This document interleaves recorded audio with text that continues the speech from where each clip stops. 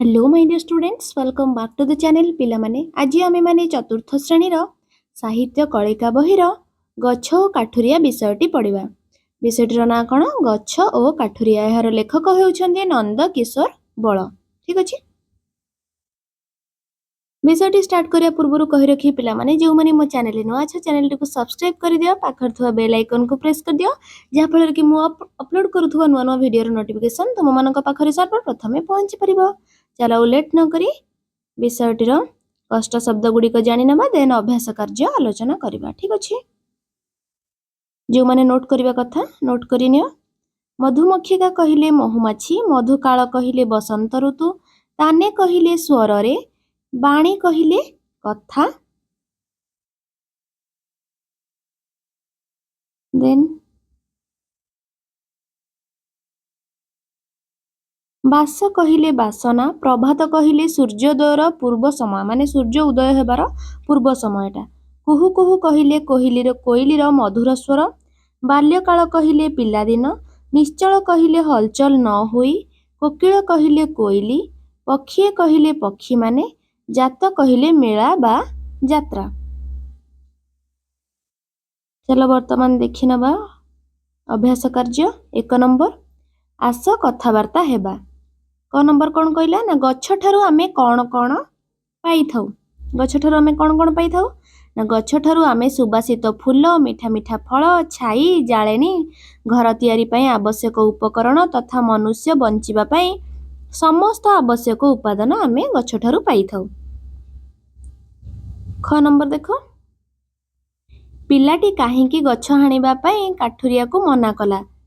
कारण कौन ना गछटीरे सुबासित फूल फुटु नथिले, मिठा मिठा फल फळु नथिले मध्य ताहा मूलरे बाटोई खरा बेले बसी पथ कष्ट दूर करि पारुछि। गछटी को कविंकर बापा जेजे बापा लगाइथिले। तांकर सुख दुख ओ अनेक स्मृति सह गछ जड़ित ना नहीं। अनेक पक्षी एई गछ को निजर आश्रय स्थली रूपे बाछि नेइछन्ति। कविंकर बाल्यकाल एई गछ मूलरे अतिबाहित होइछि। तेणु पिलाटी गछ को न हाणिबा पई काठुरिया को कहिला। तापरे देखो ग नंबर मिठा फल फळु नथिले मध्य कोनोसी गछ को काटिबा नाही काहींकी। मिठा फल फळु नथिले मध्य खरा बेले एहार छाई तळे बाटोई बसी विश्राम नेउछि।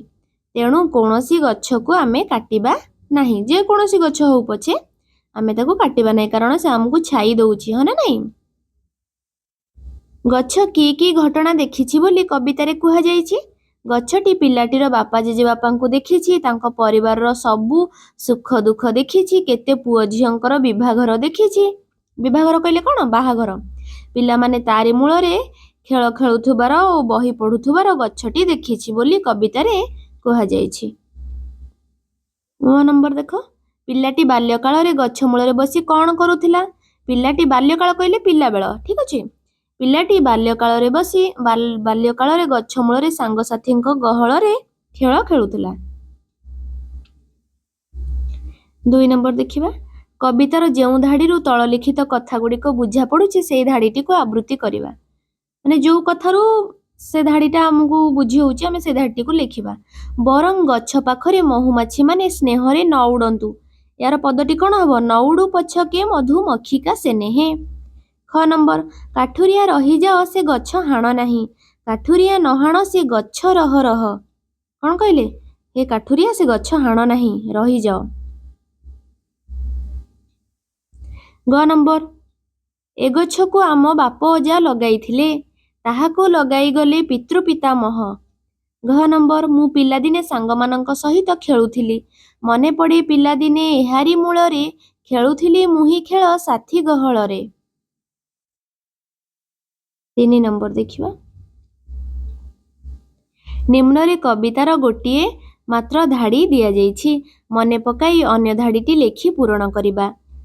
केते दुख सुख से जे देखिछि आंभर केते झियो पुओ केते जात विभागर पढ़ई बसी मु संज सकाळे निश्चले एबे बाल्य काळे पोथी धरी छाई तळे। ग नंबर देखिबा न फळु पछे गछे मिठा मिठा फळ खरा बेले बाटोई तो बसे हा तळ।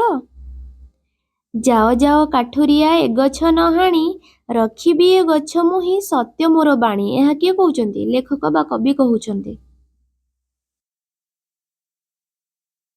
4 ନମ୍ବର, ନ ଫଳୁ ପଛେ ଗଛେ ମିଠା ମିଠା ଫଳ, ଖରାବେଳେ ବାଟୋଇ ତ ବସେ ଏହା ତଳ। ଏ ପଦର ଭାବ କିଛି ଲେଖାଯାଇଛି, ବାକି ଲେଖା ପୂରଣ କରିବା। ଏହି ଗଛରେ ବରଂ ମିଠା ମିଠା ଫଳ ନ ଫଳୁ, ହେଲେ ଖରାବେଳେ ବାଟୋଇମାନେ ଏହା ତଳେ ବସନ୍ତି। ହଁ ନା ନାହିଁ? ଗଛ କୌଣସି କାର୍ଯ୍ୟରେ ଆମକୁ ସାହାଯ୍ୟ ନ କରୁ, କିନ୍ତୁ ଆମକୁ ଛାଇ ତ ପ୍ରଦାନ କରୁଛି ନା ନାହିଁ? ଆମେ ଯେତେବେଳେ କୁଆଡ଼େ ଖରାରେ ଯାଇଥାନ୍ତି, ଆମକୁ ଜୋରସେ ଖରା ଲାଗେ, ମୁଣ୍ଡ କ'ଣ ହେଇଯାଏ, ସେ ସମୟରେ ଆମେ କ'ଣ ଟିକେ ଛାଇ ଖୋଜନ୍ତି।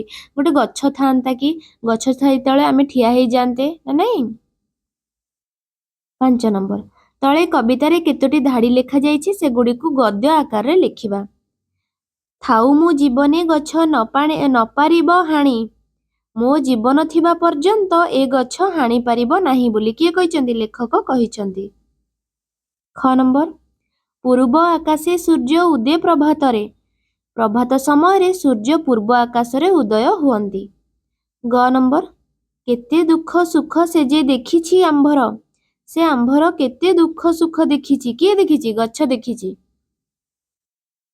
ଘ ନମ୍ବର, କାଠୁରିଆ ନହାଣ ସେ ଗଛ ରହ ରହ, ହେ କାଠୁରିଆ ରୁହ ରୁହ ସେ ଗଛ ହାଣ ନାହିଁ।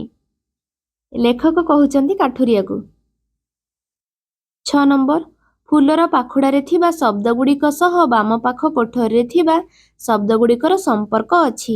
କୋଠରୀରୁ ଉପଯୁକ୍ତ ଶବ୍ଦ ଆଣି ଉପର ପାଖୁଡ଼ାରେ ଲେଖିବା। ଯେମିତିକି କ'ଣ ହବ? ମେଳା, ମେଳା ମାନେ କ'ଣ? ଯାତ୍ରା।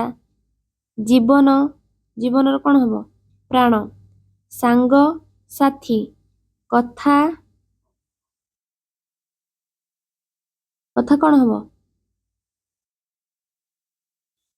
ଦେଖିନା ପିଲାମାନେ, କଥା ହବ ବାଣୀ। ଏଥିରେ ଦେଇନି ବାଣୀ। ମେଳା ଅର୍ଥ ଯାତ୍ରା, ଜୀବନ ପ୍ରାଣ, ସାଙ୍ଗ ସାଥୀ, କଥା ବାଣୀ, ବସନ୍ତ ଋତୁ କହିଲେ ମଧୁକାଳ। ଠିକ ଅଛି। 7 ନମ୍ବର, ଏଠାରେ ବାସ ଶବ୍ଦଟି ଭିନ୍ନ ଭିନ୍ନ ଅର୍ଥରେ ବ୍ୟବହୃତ ହୋଇଛି। କେଉଁ ବାକ୍ୟରେ କେଉଁ ଅର୍ଥ ବୁଝାଉଛି ପାଖ ଘରେ ଲେଖିବା।